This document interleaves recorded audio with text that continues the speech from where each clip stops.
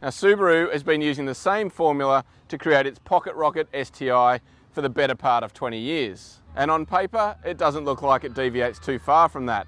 But underneath its familiar skin, this car is significantly different.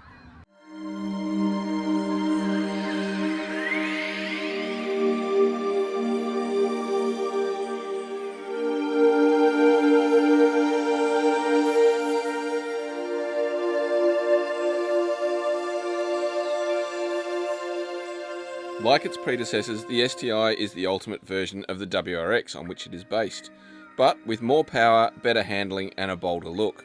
The biggest news, however, with this model is not what Subaru has done to its design, how it goes or what features it has, but what it has done to the price.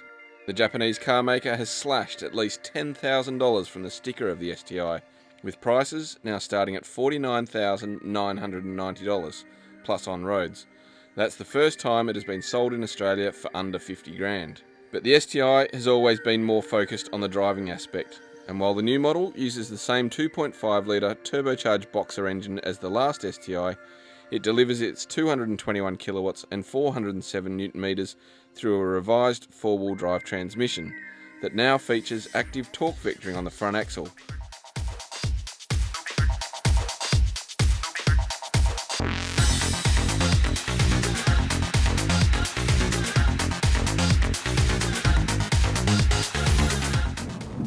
And it does so almost invisibly.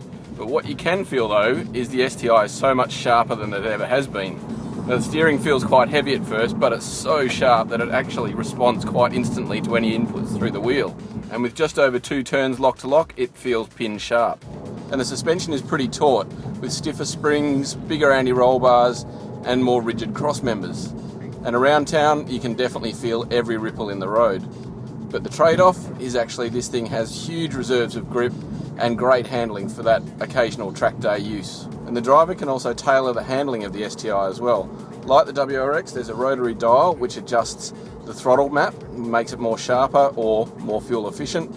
And also exclusive to the STI is a centre diff controller, where you can vary the torque split between the front and rear differentials. Now, the 4-piston Brembo brakes are a lot stronger in the STI compared to those in the WRX, and great for track day use, but they do feel a little wooden around town. We're in the top shelf premium version, which for an extra 5 grand adds the BBS alloy wheels, leather trim with heated seats, a panoramic sunroof and electric driver's seat. And like the WRX, there's a significant lift in quality in the presentation of the cabin, but it still doesn't set any benchmarks. The seats, however, are nice and snug and offer great lateral support.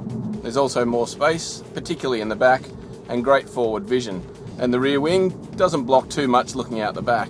Now, both versions of the WRX come fairly well equipped with sat-nav, Bluetooth audio, a Harman Kardon stereo and a new digital multifunction monitor with a turbo boost gauge in it.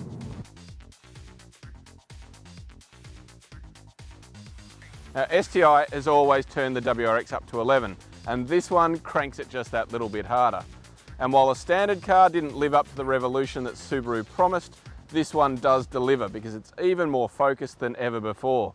But more importantly, it's cheaper than the STI has ever been. The 4th generation WRX STI is only available in Australia through a specialist STI dealer network and is arriving in showrooms this week.